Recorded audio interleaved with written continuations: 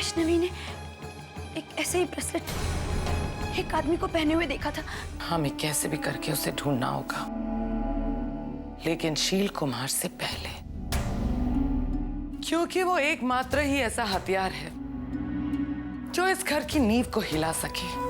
पंडित जी, आज से आप अपने ट्रस्ट के अध्यक्ष पद का कार्यभार संभालेंगे। और हाँ पंडित जी, आपके कहने पर मैंने गुरुकुल की जमीन पर हो रहे अवैध निर्माण कार्य को रोकने का आदेश दे दिया है। अब शील जी बिना आपकी अनुमति के कोई कार्रवाई नहीं कर सकेंगे। अगर इस पंडित ने मुझे नुकसान पहुंचाने की कोशिश की तो सजा इसकी बेटी को भुगतनी पड़ेगी। वैष्णवी, मैं उस लड़की से बहुत प्यार करता हूँ। उसका नाम है नताशा।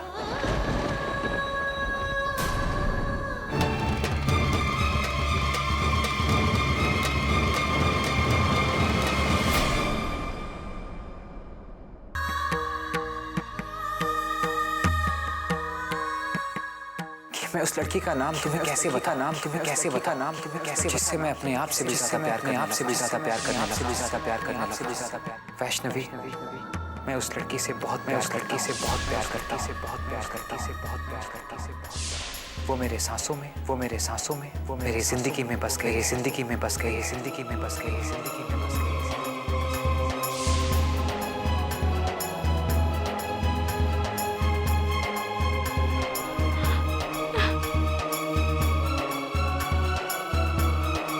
उसका नाम है नताशा।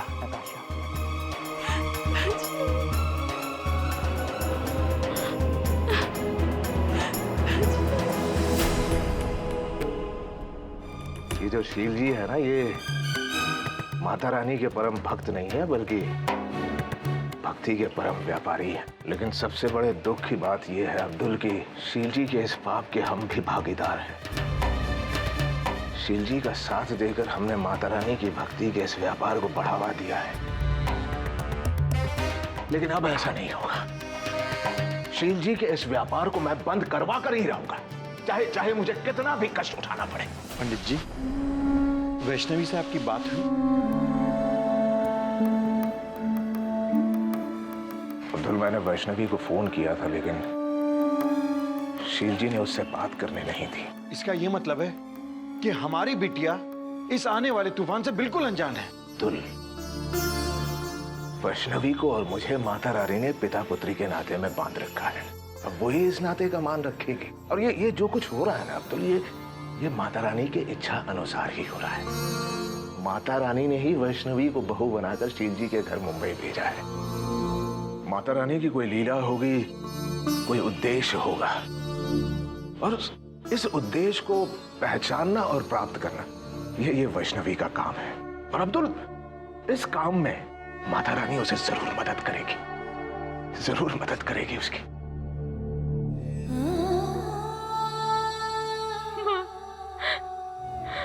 माँ, मैं जानती हूँ वंश अच्छे इंसान है, और एक दोस्त और पत्नी होने के नाते मुझे उनका सहारा बनना होगा, उनकी खुशी में शामिल होना होगा माँ। लेकिन माँ, उनकी खुशी में शामिल होना इतना आसान नहीं है मेरे लिए।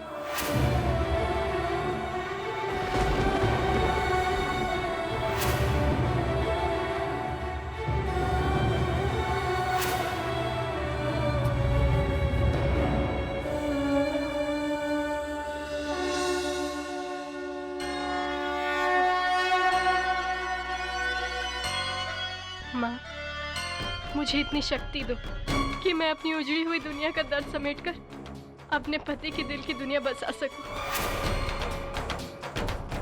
मैं जानती हूँ माँ, उनकी दुनिया बसते ही मैं और भी अकेली हो जाऊंगी। लेकिन मुझे कुछ नहीं चाहिए माँ। इतने सालों से मैं आपके साथ ही जीती आई हूँ, और चाहे मेरे साथ कोई हो ना हो, आप तो हो ना मेरे साथ। मुझे और कुछ नहीं चाहिए माँ, आपके अलावा कुछ नहीं चाहिए। जय माता, जय माता, माता। जय माता, जय माता, माता। जय माता, जय माता, माता।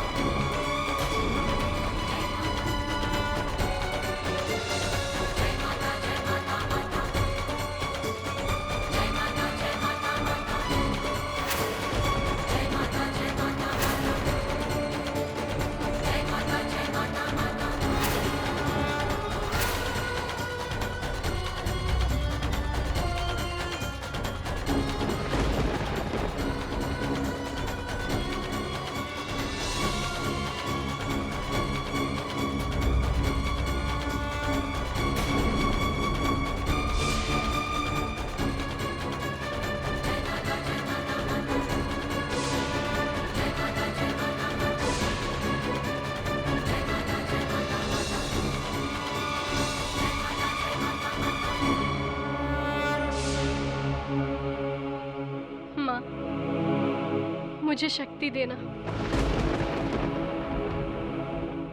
चलिए वंश, अब जल्दी से बताइए कैसी आपकी नताशा?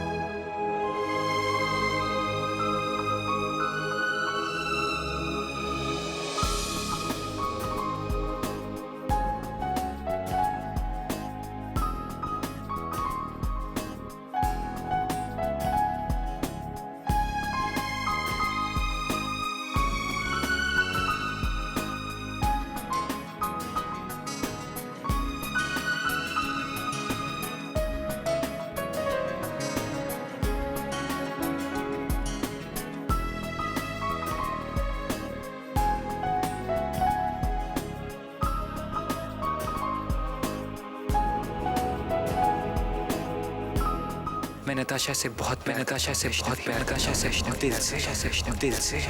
दिल से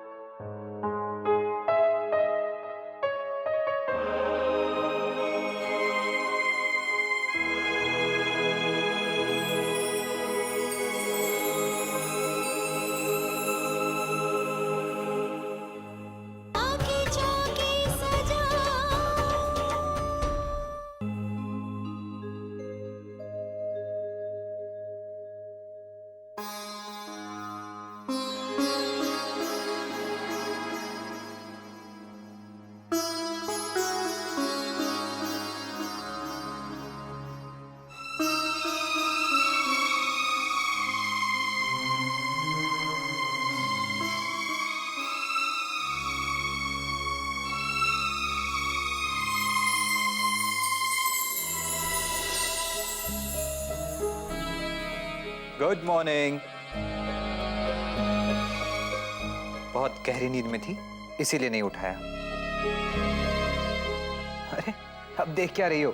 ये नाश्ता है तुम्हारे लिए, खुद अपने हाथों से बनाया है, बहुत प्यार से। लेकिन अब मुझे पता नहीं कि ये तुम्हें अच्छा लगेगा क्या नहीं। अब आ जाओ। तो पेश है गर्मा गर्म नाश्ता, खास तुम्हारे लिए।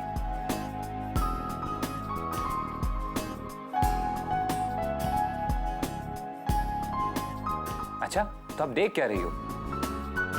इसमें मेरे हाथों की मेहनत और दिल का प्यार छुपा है। आई होप कि तुम्हें ये अच्छा लगेगा। आपने मेरे लिए इतनी तकलीफ क्यों उठाई? मेरे मन ने कहा कि चलो कुछ स्पेशल करते हैं मेरे स्पेशल दोस्त के लिए।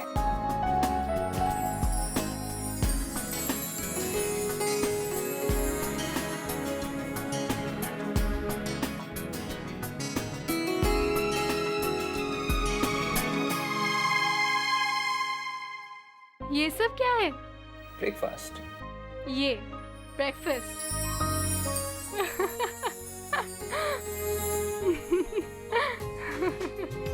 क्यों, अच्छा नहीं लगा? अच्छा, बहुत ही अच्छा है, क्योंकि इसे आपने अपने हाथों से बनाया। चलिए अभी हम ये खाते हैं। उफ, आह। क्या हुआ?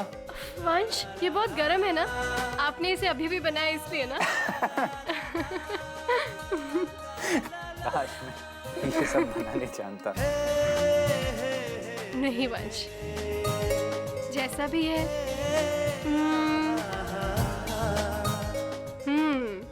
स्वादिष्ट है।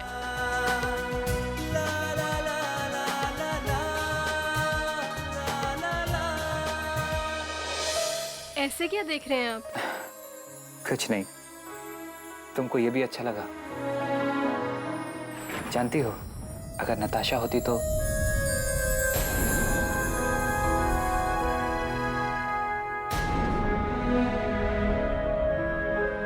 वंश,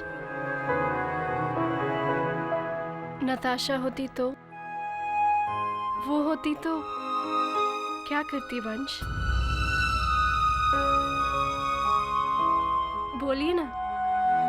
छोड़ो, फिर कभी। कम से कम इतना तो बताइए कि आप उससे पहली बार कहाँ मिले थे, और उसमें ऐसा क्या है कि आपको उससे पहली नजर में ही प्यार हो गया?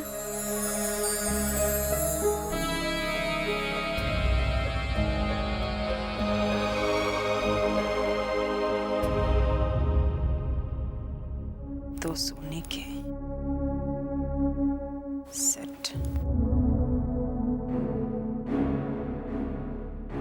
ये तुम क्या कर रही हो संयुक्ता? अपने उन गहनों की लिस्ट बना रही हूँ जो आपकी पूजनीय माताजी ने मेरी शादी पर चढ़ाए थे और बाद में उतरवाकर अपनी तिजोरी में बंद कर लिए। जाइए, ये लिस्ट लेकर जाइए और अपनी माँ से मेरे जेवर लेकर आइए। वो गहने मैं कैसे मांग सकता हूँ संयुक्ता? वो तो उन्होंने दिए हैं ना। तो उन्होंने दिए थे, लेकिन अब उन पर मेरा हक है, बड़ी माँ का नहीं। मैं भी इस घर की बहू हूं। क्यों? अब क्या हुआ? कल तो बड़ा प्यार आ रहा था अपनी माँ पर, हाँ? उन्हें खुश करने के लिए तुमने मुझे थप्पड़ मार दिया। जाइए जाइए, ये लिस्ट लेकर जाइए और अपनी माँ के पैर पकड़िए, वो आपको निराश नहीं करेंगी। संयुक्ता, तुम ऐसा क्यों कर रही हो? ये सवाल मुझसे नहीं, अपने आप से पूछिए। मुझे थप्पड़ मारने से पहले सोचना चाहिए था कि इसका अंजाम क्या होगा। जाइए, अपनी माँ के पास जाइए और मेरे जेवर लेकर आइए। मैं यहाँ से भिखारिन बनकर नहीं जाना चाहती, मुझे मेरा हक चाहिए।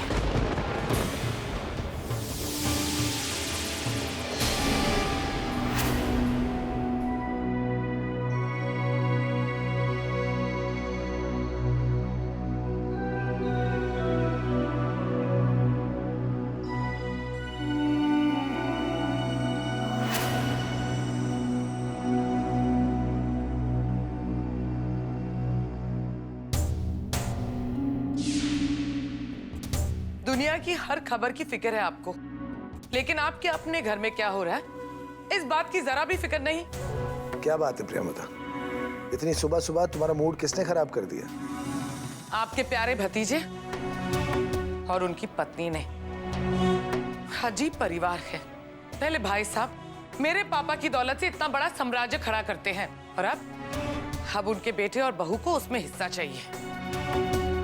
मैं तो कहती हूँ सभ्या, कुछ कीजिए।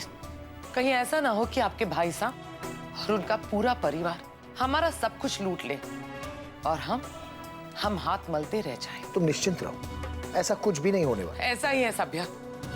आपके भतीजे गौतम और उसकी पत्नी संयुक्ता, वो दोनों हमारी दौलत को लूटने की तैयारी कर रहे हैं। जब से आपने उसे पैसे देने से मना किया है ना, तब से अंदर ही अंदर कोई घपला चल रहा है उन दोनों के बीच। प्लीज सभ्या, आप उन पर निगाह रखिए। मुझे उन दोनों पर जरा सा भी भरोसा नहीं। प्रियमदा, तुम ओवर रिएक्ट क्यों कर रही हो? देखो, एक बात तो तय है, गौतम को इस बात के इल्म है कि जब भी उसे सही में पैसों की जरूरत होगी तो मैं उसे पैसे दूंगा। तुम निश्चिंत रहो, गौतम मेरा भरोसा नहीं तोड़ेगा। अगर आपकी सोच ऐसी है ना सभ्या, तो हमें बर्बाद होने से कोई नहीं रोक सकता। पता है प्रियमदा, तुम्हारी प्रॉब्लम क्या है? तुम्हें लोगों की सिर्फ बुराई नजर आती है और आपको सबकी अच्छाई। पता नहीं कौन सा चश्मा पहन रखा है आपने, जिसमें से आपको सब अपनी तरह महात्मा ही नजर आते हैं। सभ्य, मैं आपको आगाह कर रही हूँ, गौतम और संयुक्ता पर नजर रखिए, वरना एक दिन हम सबको बहुत पछताना पड़ेगा। और उस दिन आपके भैया जी आपकी कोई दलील नहीं सुनेंगे, सारे इल्जाम आप पर थोप देंगे। मुझे जो कहना था मैंने कह दिया, अब आगे आपकी मर्जी। प्रिय, नताशा और मैं कॉलेज में साथ में पढ़ते थे। हम बहुत अच्छे दोस्त भी थे, लेकिन पता नहीं क्यों मैं उसे कभी नहीं कह पाया कि हम दोस्त से कुछ ज्यादा थे। एक बार जब मैंने हिम्मत की कि आज मैं उसे जरूर बताऊंगा कि मैं उससे कितना प्यार करता हूं, उसी दिन डैड मुझे भदरवा ले गए और मेरी शादी जबरदस्ती फिक्स कर दी। मेरी एक नहीं सुनी उन्होंने, और मैं गुस्से से पागल हो गया और उन्होंने एक पल में मेरा प्यार मुझसे छीन लिया। मेरे सारे सपने चकनाचूर हो गए।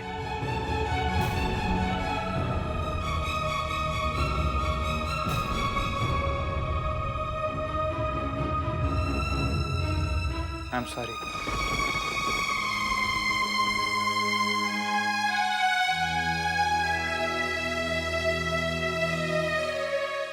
I'm sorry.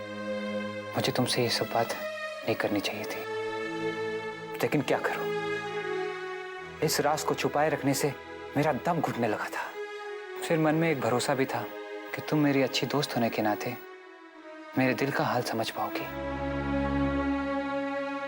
लेकिन कोई फायदा नहीं, क्योंकि नताशा को पाना मेरे लिए अब एक सपना ही हो गया है। एक ऐसा अधूरा सपना जिसे पूरा करना नामुमकिन है। समझ में नहीं आता इस शादी के बाद वो मेरे प्यार पर यकीन करेगी या नहीं जानता मैं। करेगी, जरूर करेगी। अगर आपका प्यार सच्चा है तो आपसे आपका प्यार कोई नहीं छीन सकता। इसीलिए ये मायूसी भरी बातें मत कीजिए। बस एक बार उसे अपने प्यार का इजहार कर दीजिए। अपने प्यार पर यूं शक मत कीजिए, क्योंकि प्यार की सौगात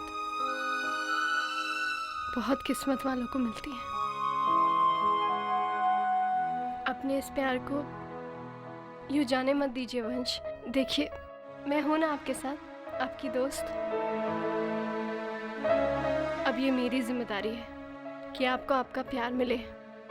आज मैं आपसे एक वादा करती हूँ, आज के बाद आपके और नताशा के बीच में मैं कभी नहीं आऊंगी, और ना ही हमारा ये रिश्ता। ये मेरा आपसे वादा है।